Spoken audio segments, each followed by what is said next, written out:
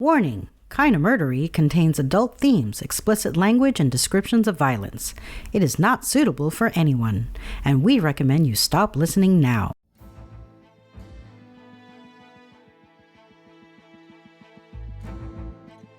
Hello everyone, and welcome to Kinda Murdery, a true crime podcast that's mostly about murder, and always about the strange and compelling stories that arise when the path less traveled twists to darkness, and those who walk its shadows surrender to violence and corruption.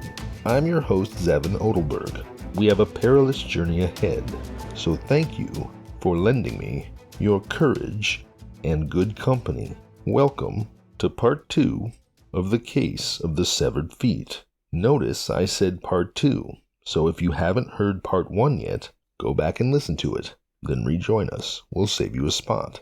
Now, on Thursday, I told you that this mystery began in 2007, and the modern version of it did. But the first known incident of a severed foot in footwear washing up on the beach near Vancouver occurred 120 years earlier. This was an incident that ended up commemorated with its own place name. In 1887, police found a severed leg in a knee-high boot in the woods of False Creek, a narrow inlet which these days separates downtown Vancouver from the West End.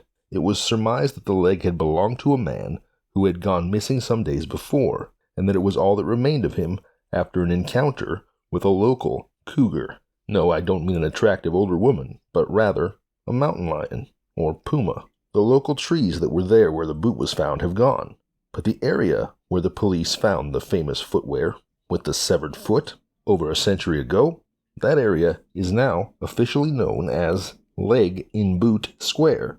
So just what in tarnation is going on here? Are we dealing with undead cannibals? An ancient vampire who has a thing for sensible footwear and ultra-violence? Is this phenomenon of the severed feet the work of immortal Canadian cultists who extend their lives by dismembering joggers? How and why in the world were there severed feet washing up on Canada's western shores 120 years ago and today? Maybe it was a cougar attack in 1887, and maybe something much more sinister is happening now. It's time we found out. So, if you're ready, I suggest that you put your personal items underneath the seat in front of you, stow your carry-on in the overhead compartment, let go of the cares of the day, but make sure your seatbelt is fastened. There's turbulence expected ahead. Kinda Murdery, the case of the severed feet, part 2, starts now.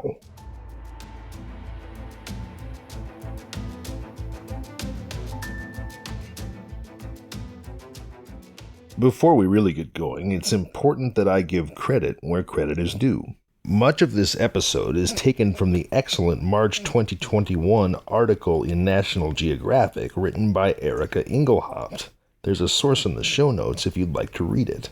And in fact, the article is an excerpt from Erica's excellent book which covers this case, entitled Gory Details, Adventures from the Dark Side of Science, which is right up Kinda Murdery's alley, and I think it'll be right up yours too. So if you've enjoyed the last episode and this one, go out and support the author who made it possible. Buy Erica's book. There's a link to that in the show notes as well. And with that, let's go. 3 elements were key to finding the solution to the grisly mystery of the severed feet. And they were, number 1, a better understanding of body decomposition in the sea.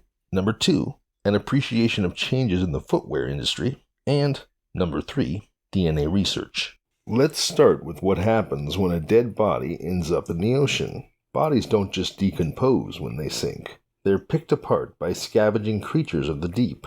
Those bottom feeders prefer parts of the body with softer tissues around the orifices, but also including the ankles. Research from 2007 by Simon Fraser University for the Canadian Police on body decomposition, conducted in the very waters where many of the feet would be found, showed that deep-dwelling fish, shrimp, and crustaceans could reduce a corpse to a skeleton in under 4 days. While what remains of the body stays put on the sea floor, the gnawed-off feet float to the surface, at least if they're buoyed by recent generation sneakers. That's because shoes made after the year 2000 tend to be made of lighter foam than their pre-2000 counterparts, and also they often have soles that contain air pockets. Yeah, I think we're all familiar with Nike Air and all the knockoff brands. Additionally, the area's topography and prevailing westerly winds help bear flotsam and jetsam ashore through the Salish Sea.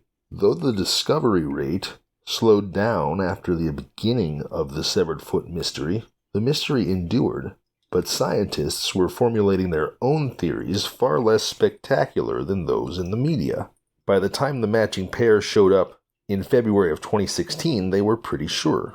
As mentioned before, the latest sneakered foot turned up in 2019, and given footwear trends, it's unlikely to be the last. However, as I mentioned at the start, as far back as 1887, the phenomenon of severed feet was known locally. That's long before modern sneaker technology made its occurrence more likely. So, what's going on with the modern mystery? And if sneakers don't explain it all, how were the old-timey severed feet showing up?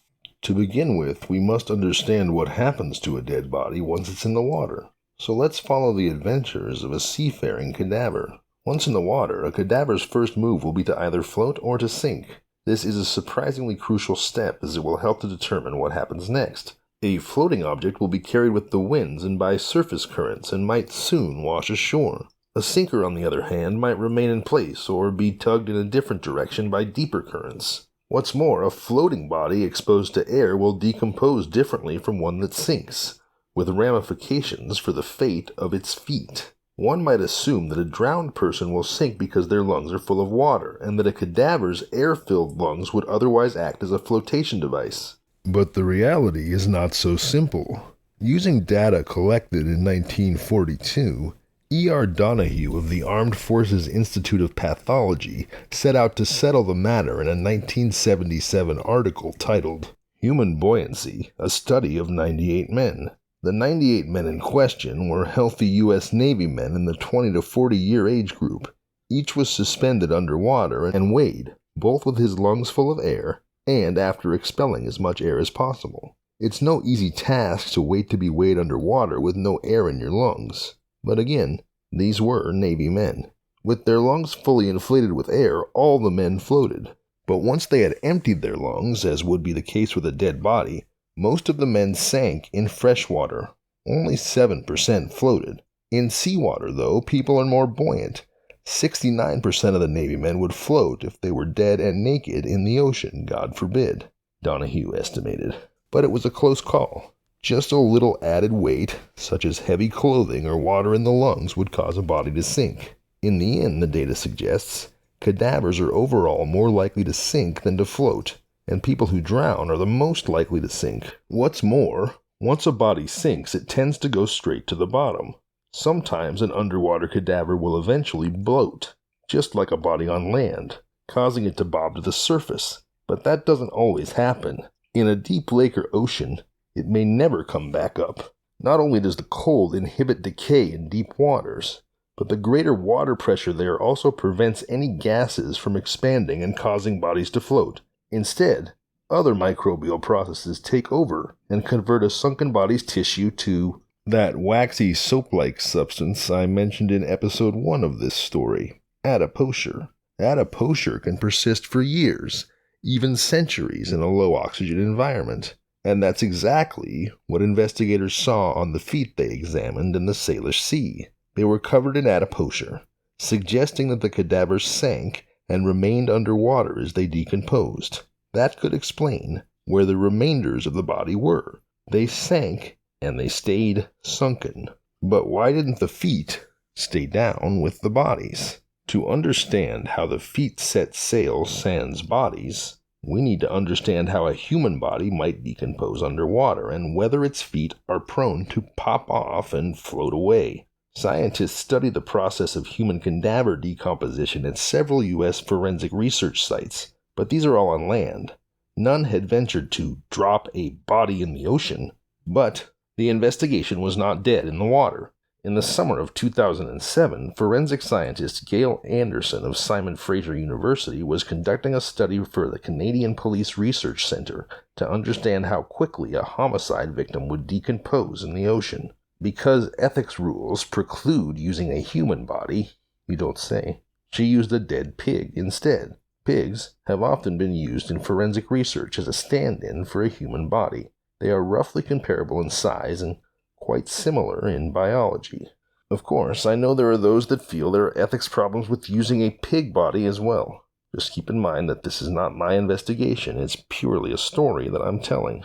So Gail Anderson contrived to drop pig bodies into the ocean. Even better, she conducted her study in the Salish Sea, not far from where the third foot would be found 6 months later. Her team dropped the dead pig into the water, and it promptly sank 308 feet to the sea floor. What happened next was not pretty. The pig carcass was quickly eaten by a large and unruly mob of shrimp, lobsters, and Dungeness crabs, starting with the expected areas, the anus region and facial orifices. It was, Anderson reported, as if a Red Lobster buffet had risen up to exact its revenge.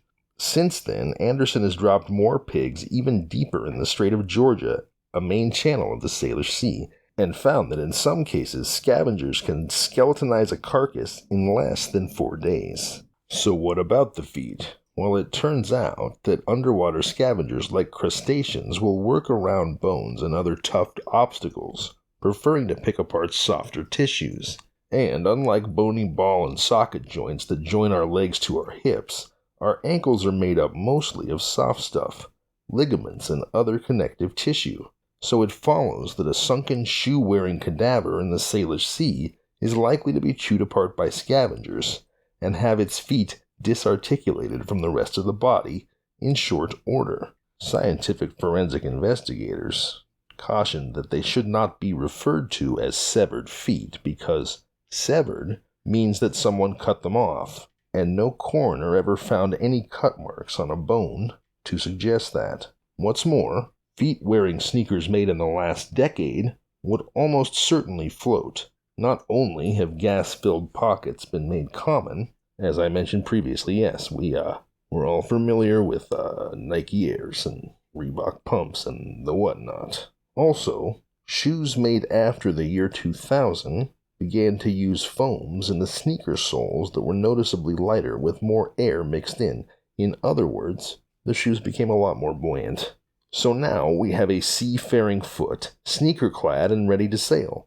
But why the Salish Sea? If feet are likely to float away from dead bodies, why aren't beaches everywhere littered with them? I find it interesting and a little bit unsettling here that there seems to be a basic assumption that people are just dying willy-nilly daily at sea and then being violently dismembered by lobsters and crabs, and that there would in fact be individual sneaker-clad feet covering every beach in the world like sand, except there is something special and particularly murdery about the Salish Sea, so let's find out what that is. It certainly seems a strange, if not morbid, assumption to make. Possibly the man who knows the most about how and where things end up in the Salish Sea is Parker McCready, a professor of oceanography at the University of Washington in Seattle. He's built a three-dimensional computer simulation of the coastal ocean of the Pacific Northwest, including the Salish Sea.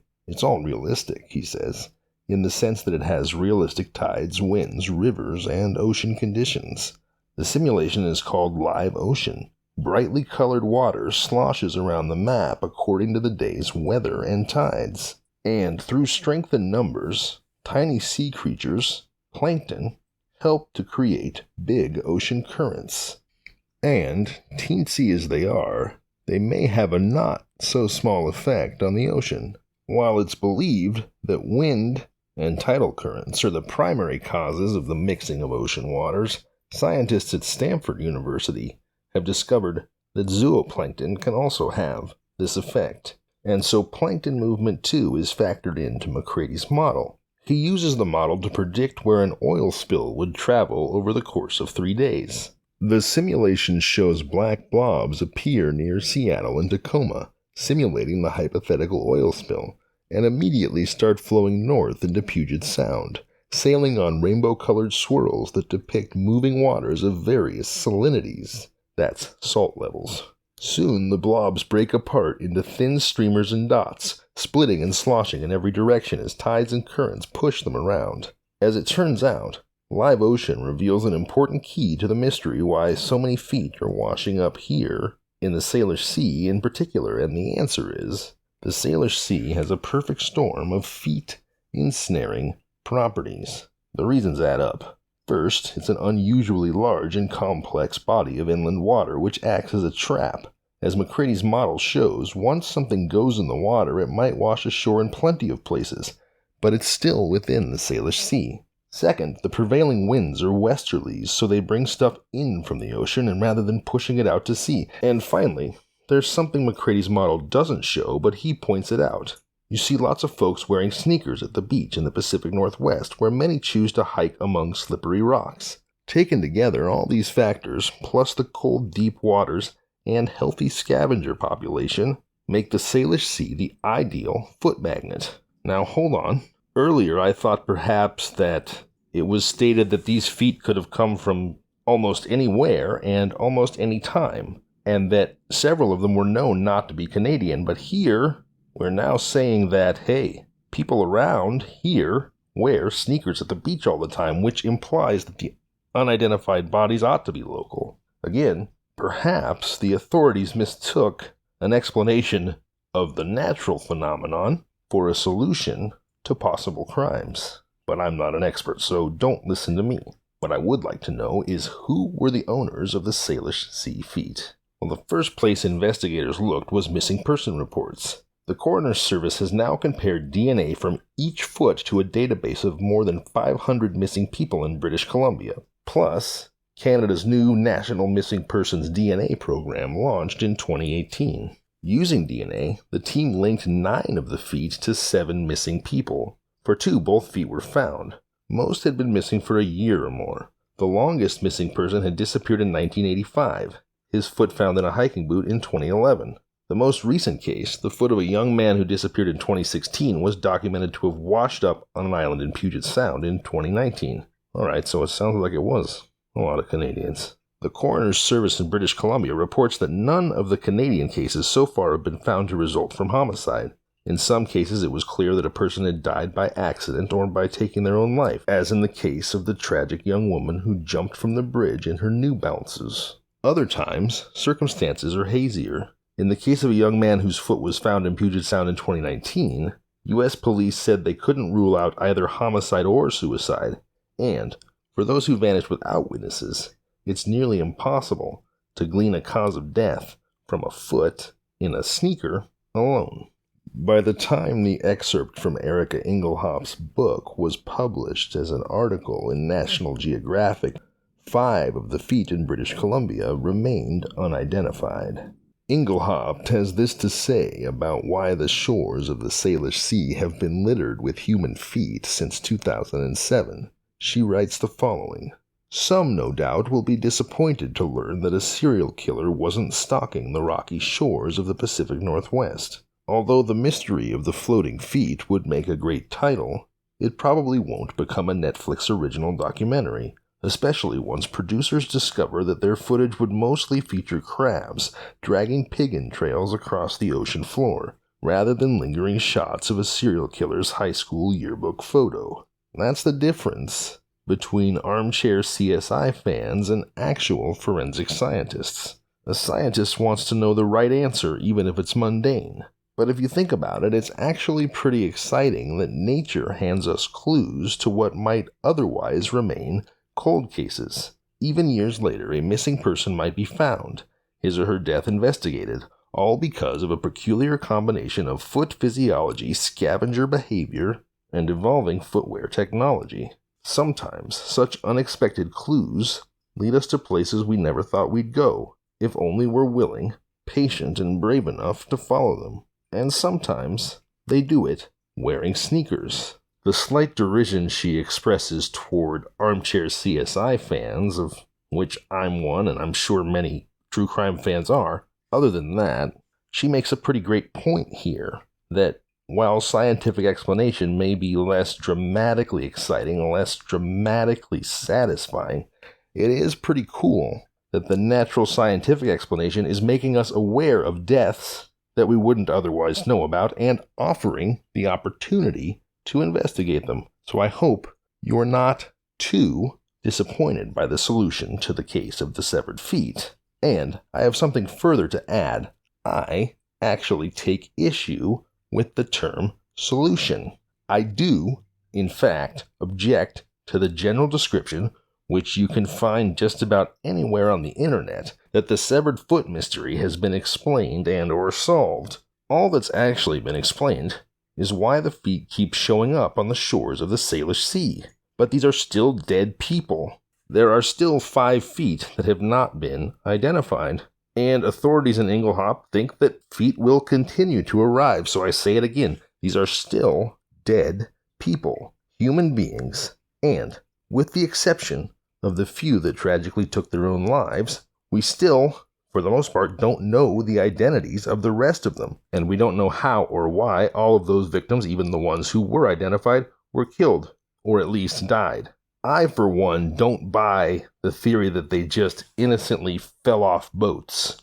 As far as I'm concerned, all the other options, the mafia, tragically drowned illegal immigrants, tsunami victims, plane crashes, serial killers, and aliens, both abductions and autopsies, are still all on the table. And the "we figured it out, it's just science, stop asking questions" attitude coming from the authorities is a little suspect, to say the least. Kinda Murdery's next episode comes out on Thursday the 24th. Remember to call 988 if you ever need it. Never forget the world is a better place with you in it. Reach out to me if you'd like to connect with someone, kindamurdery@gmail.com. Share your stories of personal struggle so we can all learn to be more compassionate. And come on back here on Thanksgiving Day for another true crime story. I'm thankful for you. Believe it. I'm also Zevin Odelberg. And this has been Kinda Murdery.